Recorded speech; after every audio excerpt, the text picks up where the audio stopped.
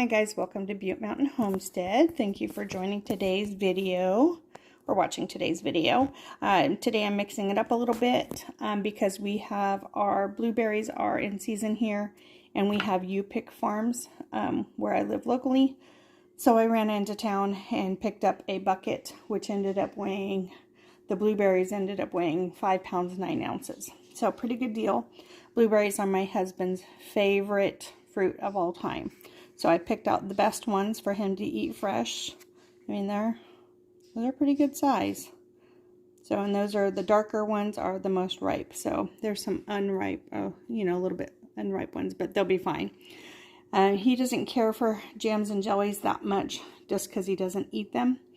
But what he does like, when we do have the opportunity to have he and I sit down for breakfast. I make him breakfast every day, but it's like a breakfast sandwich to go because he's going out and doing farm duties and such. So, but when we do have the opportunity to have a nice sit down like waffles and bacon and eggs, he wants blueberry syrup. So that's what I'm going to do is make blueberry syrup. I'm using the Big Blue Ball canning book, and I'm going to use the jam recipe, and I'll link that book down below. I'm going to use that recipe, but I'm just not going to cook it up to the jam consistency. So that means I have to sit and be mindful of it just to get to that thickness to where and he wants it, he doesn't want it to be a syrup to where there's no fruit in it. So that's why it's going to be basically a thin jam or a thin preserves because he wants the fruit in there. When he pours it out of the jar, he wants part blueberry, part syrup. That's what he wants on his waffles. And I'm just going to do it in just small jam jars. That way it's a serving for that breakfast. So that's what I'm going to do. I'm not a certified professional canner, so I'm not going to show you every step of the way. I will link the USDA website for preserving. This is a fruit, so it's considered an acidic food, which you water bath. The processing time, I think, for pints is 10 minutes. I'll look at the recipe, but this is going to call for 9 cups of berries, 6 cups of sugar, which I'm actually not going to use 6 cups. I don't like using, that's just too sweet. This is organic cane sugar, and I am going to water bath it. So I need to wash my lids, which I use Superb canning lids. I will link them down below. I'm not an affiliate yet. I'm working on getting to that point, but I do use their products. So, and they're USA made. I have the ball canning jars and ball canning rings. I'm going to wash all that up, get a pot of, hot water going for that. And then I'm going to get, my canner is filled. I just need to get it on the stove. It is just like one of those standard water bath canner, blue enamel. You'll see it. So anyways, I'm going to get everything going, and I will film it the best I can, one-handed. I do need to pay attention when it's in here so that it doesn't scorch, because I don't want to ruin everything I just... I just bought these, so I don't want to... So these are fresh picked this morning at, I don't know, just a couple hours ago. So it's pretty fresh as you get from going from the field. And these were literally picked from the bushes today by me. Took me about 45 minutes to pick a full bucket. So anyways, I'm gonna get started on this, so hang tight. So here's the canning book I was talking about. I will try to link it down below. And then here's the berry jam recipe. What does it say? Process 15 minutes for pints. I'm leaving a 1/4 inch head space. So these are going to be half pints. So I'm just going to go ahead and do the 15 minutes. Well, I guess I could do 10 minutes, but I don't have a recipe for half pints, so I'm just going to go ahead and do the 15 minutes. I mean, jams and jellies are usually 10 to 15 minutes, but so anyways, there's the berry jam, 9 cups of berries, 6 cups sugar. And like I said, I'm not going to make true syrup, which there is a recipe for this, and I'm not going to let it get as thick as a jam to where it would be like spreadable. I want it pourable, like thick pourable. So like someone almost ruined a batch of jam. They didn't let it get very thick. That's what I'm looking for. So I will show you when I get to that point. But here's that. Okay, I have my jars all washed. What I like to do, and is also good practice so that you have a good seal, is I go through and after they're washed, I go through and I do a rim check to make sure there's no chips or nicks or any kind of strange things going on like that. So I'm going to do that to every jar. And then I did do an extra one in case I'm getting, sometimes they give you measurements and it just doesn't work out that way. And these jars are all different sizes. So see, there's some shorter ones. That's like a true jam jelly jar. This is, I think, a half pint. So, and then there's this little guy, which I think is 4 ounces. I think a true jam jelly jar is 6 ounces. So, and then there's this little guy who's a little bit squattier. So, anyways, I always have an extra jar left over, and then that will just go in the fridge if there's any left over, and that way we'll use it up first. So, that's what I'm going to do. Oh, and then here's there's the canner. Just like what you would get. I mean, I had this given to me like 10 years ago, and it was one of my former clients, and she had used it for canning, so she gave me it. So that was a pretty awesome gift. So I have it, because I'm just doing smaller jars, I don't have it filled all the way up, because you need 2 inches of water above. So that should be plenty once I get all those jars in there. So I've got it heating up like a low simmer, because this is going to take a little bit of time. So I just have it on low or kind of medium to get it going. And then I'm using a heavy, this is an enamel cast iron pan. I think it's a 5-quart Dutch oven. So I'm going to use that. And then we'll just go from there. So, and this recipe only calls for blueberries and sugar. That's all it calls for. So there's no lemon juice or anything needed in this recipe. So in the syrup, for some strange reason, there's lemon in the syrup recipe, but not in the jam recipe. So I'm just going to follow the recipe. Oh, and real quick, I am going to fill up these 6 smaller jars first, and then I will go to that jar and that jar if I need to. This way, like I said, this will be a breakfast serving of syrup for us. So, and I like mixing my fruit syrups with real maple syrup when I'm having waffles. So I won't need as much to use out of it. So it doesn't seem like very much, but you go ahead and pour how much syrup you want on your pancakes and waffles, and I'll pour on mine. So anyways, there's that. So yeah, I'm going to fill these first, and then I'll fill those if I need to. And I'll show you that too. Okay, so there's the 9 cups of berries in the pan, and that's what's left. I tried to go through and pick out the ones that were kind of underripe, and picked off any, stems that I didn't get to when I was cleaning them. But yeah, I'm going to go through here again and pick out, see, there's one right there that's kind of light. I'm going to go ahead and just pick out the lighter ones. The green ones I tried to not even come home with, because it means I paid for something I wasn't going to use. But so yeah, see, this one's got a little bit of tinge of purple on it. So yeah, I'm just going to go through. And then these, I'm going to get these on a sheet pan and get them.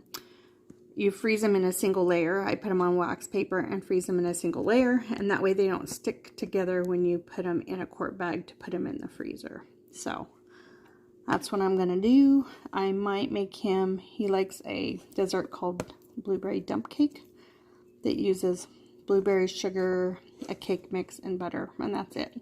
So he really likes that. But I don't make him a whole serving one. Sorry, I'm snacking too. But I don't make him a whole big one, because he ends up not eating it. He's actually not a big sweet eater. So anyways, I might pick out a little container for me to snack on too. Anyway, so I'm going to get the sugar in and get going. Okay, I have the 5-ish cups of sugar in there. And I have it on medium heat. And I'm just stirring it until it gets all incorporated. And then when it does start cooking, it's going to want to probably pop a little bit. And then I just have a pot of water I'm going to get hot, because I like putting stuff in hot jars. This is going to be hot syrup, so I want them to have hot jars. Otherwise, you could have jars that crack on you if they're not, warm enough or hot enough. So I want really hot jars to put these in. So, and like I said, just if you don't know how to can, just follow the instructions on the canning website. There's a lot of people who offer canning videos. I mean, like step by step on YouTube. You can go follow those. There's courses you can pay for. There's free courses that are coming up. If you just, I think the Appalachian Homestead has a free canning course that she's offering. She's on Instagram, but she has a website. I think it's the AppalachianHomestead.org. I'll try to link her website down below too, but she has one coming up here pretty soon. And it's going to be on preserving, so I will go ahead and link her. So anyways, I'm going to go ahead and get this stirring, and then I will try to show when I get it going in the jars. It's just hard to do one-handed, and this is a hot liquid that I don't want to knock on the floor and burn me and waste it. So I'm going to stop it right now. Okay, as we can see, this sugar has dissolved, and I did get my potato masher out, and I'm starting to mash them a little bit, because I'm not going to want big, huge whole blueberries in there per se. So when it gets towards the end, I might even get my immersion blender out. Right now, I'm going to just let the cooking process kind of do its thing. It's going to take a while. Anyone that's ever made jam or jelly, it takes a while to get them to break down to where you can smush them. So that's what I'm doing, and I'm just stirring to make sure it doesn't, nothing starts sticking to the bottom. Stirring, and I still have it on about a medium heat. I don't want to turn it up too high and get it too hot to where I can't control it. So, because then it takes a little bit to cool down a little bit. So I might turn it up just a little. I think right there. I'm going to turn it up too. Just get it going a little bit. And just keep stirring it.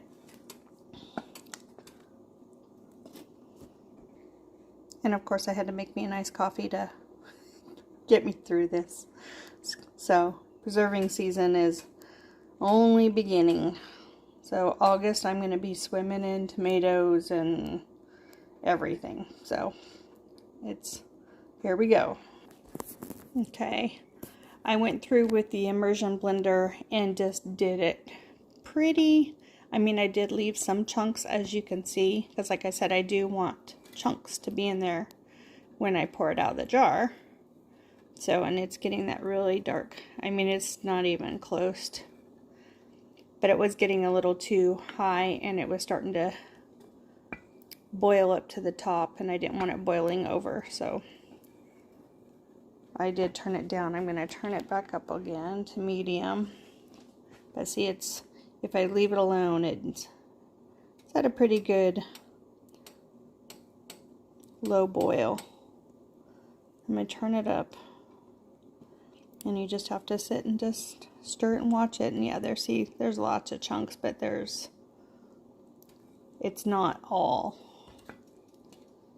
So, and then if there happens to be any debris that missed my 5,000 times touching it, then it does float to the top. I think I've only had to pick out one speck over there, so not too bad. But yeah, it's starting to bubble up pretty good, so I'm gonna get paying attention. I might need to turn it down again. And when you add air, that also kind of makes it bubble up, so I'm gonna just pay attention here. Okay, it's also starting to thicken. And I did go through and read a lot of the jam recipes to try to find the half pints, and the processing time is 10 minutes, which is what I thought. So I have my jars in the simmering water back there, and I'm going to, when it gets to that point, we're not even close yet. Like I said, this is going to be what the consistency that you do here is going to be just a tad thinner than what you want it to be when it's going to cool down and pour out of a jar for syrup. So, and you leave a 1/4 inch headspace, which I'll show you. I'm going to go ahead and remove bubbles, air bubbles. There shouldn't be any, but I'm going to do it anyways. And then I do know that the new canning techniques say you don't have to heat your lids anymore, but I'm kind of old school and I still do it. So it was coincidental that I wasn't doing that, and for 3 batches that I pressure canned, I had at least 1 jar, and I know it's not the lids because the lids are amazing, but and then my last batch that I pressure canned, I did heat the lids and all of them took, so I just go ahead and do it anyways. So let's see, yeah, it's starting to thicken up. If I had to guess, I mean, it's not going to be on here, but if I had to guess, it would probably be maybe 10 or 15 more minutes, because I'm not adding pectin. Most fruit has enough pectin in it to where, and if you cook it right, you shouldn't have to add pectin to make it thick. That's where like the freezer plate test comes in. What you do is you take a little salad plate or saucer and you stick it in the freezer for a while. And then when you think you're ready on the consistency, you take, and I'm not going to do it on here because I don't want it to get that thick, but you take a spoonful of this and you tip the plate on its side and you pour the spoonful on there. And the coolness from the plate will solidify it. And if you can run your finger through it and it not come together, then you're good to go. If it runs back together, then you're not. Put the plate back in the freezer and you keep going. But I'm not doing that with this. I'm just going to go by sight on this. So, smells delicious in here. I just thought of a real quick way I could also show you. You can take a little bit and pour it into a little like ramekin and let it get cool while your other stuff is cooking, because that's what it's going to be in the jar, and that's what you're going to take out of the cupboard to pour on your pancakes and waffles or whatever you use it for as a syrup. But see, it's just needs a little bit longer. I mean, it is syrupy, but I want it to be just a little bit thicker. So, that's another way to test it out. Okay, real quick, because this is happening awfully fast, but this was the second time after the other one sat for about 5 minutes. I put it back, and then I put another one in. But this is, I mean, that's pretty syrupy. So I think I'm going to go ahead, and that's what I would want to pour on my pancakes and waffles. So, and it's going to get a little bit cooler than this too, but see. So I think I'm ready to go, and it has turned a marvelous color. I mean, look at that. So I'm going to go ahead and get her in the jars. Okay, I have all the jars filled, and this one's just a skosh under, but that'll be okay. And now what I'm going to do is I'm going to take a damp, clean towel, and I'm going to wipe the rims on all of them.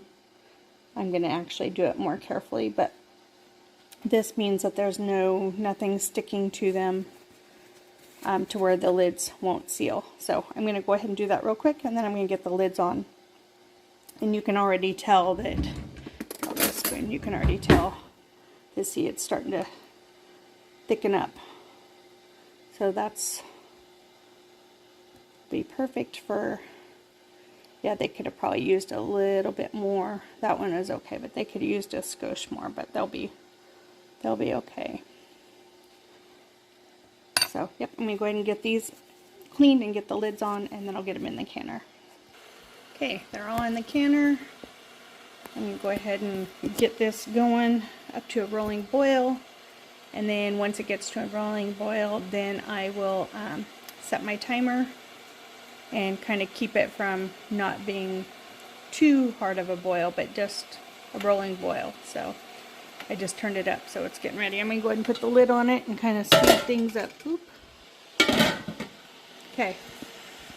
Oh, and then when the jars come out, you want to set them on a towel on the counter. You don't want to put them directly on a counter because the change in temperature could affect, it could crack the jars, and then your jars would be ruined. So just get a towel and then I leave them on there for 24 hours. I don't touch them. And tomorrow I will check for, I think the minimum is 12 hours. I mean, it's jam or jelly, so I think 12 hours would do fine, but I just do 24 hours just because it's easier and I'm busy. So then tomorrow I will test them for seal and clean up the jars, take off the rings, and then label and put them away. So that we'll have 7 jars of blueberry syrup on our shelves to use for those special breakfasts with Jean and I. And now I clean up the mess. I mean, I had to scrape it to get it to fit. I could have probably scrounged up another jelly jar somewhere, but I was in the middle of all this, so I wasn't gonna let it burn. So, yep, I had to scrape the pan. Okay, hopefully you can hear me, but so when the timer went off, excuse my finger, I went ahead and moved it off the burner, took the lid off, and just letting the vents on for the steam. But it's been resting for about 5 minutes or so, so I'm going to carefully take them out and set them on this towel here. So let's see if I can do this one-handed. So try not to tip them. Just let the water sit on there. It'll evaporate, I promise. You don't want to tilt them. Then hopefully while I'm filming, we can hear some pings. But yeah, try not to tilt them, and you keep them, give them some space. So.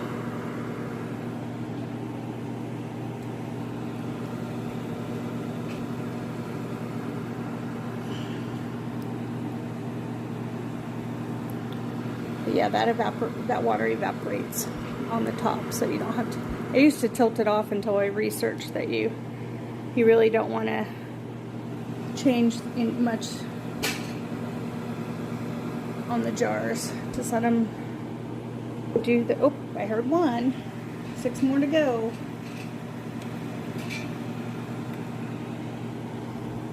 Okay, there we go.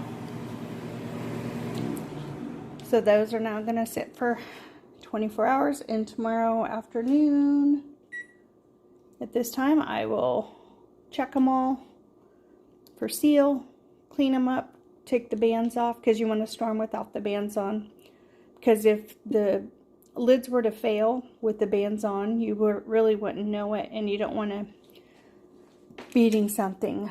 You want to be able to pick the jar up by the lid without it coming off. So storing them without the bands is the recommended thing to do. Then I'll date them and get them on the shelf. So hopefully that'll be 7 jars of blueberry syrup on the shelf and none in the fridge. Oh, there's 3. I've heard 3. So hopefully I hear 4 more. Then we'll be good to go. Have a great day, guys, and remember to always be kind and do what makes you happy. And I will probably show tomorrow afternoon when I get these all cleaned up. So have a great week. Okay, let's test them.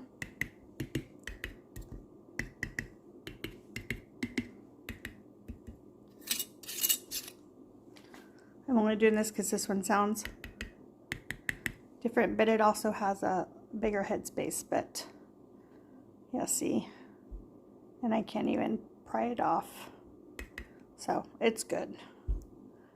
And then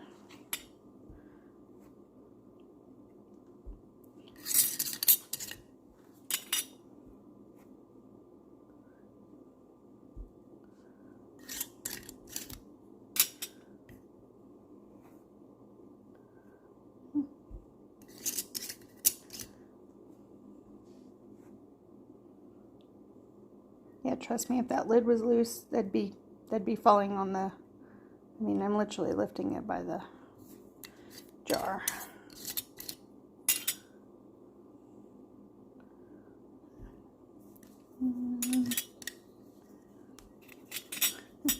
One-handed business, there we go. So, and let's see. Yeah, see, it's not even moving. So it was plenty thick. I mean, it's barely. So that's plenty. It's almost more like, see,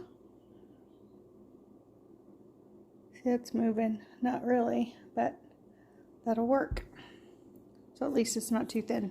Anyways, I'm going to get these washed up and labeled and get them on the shelf. But,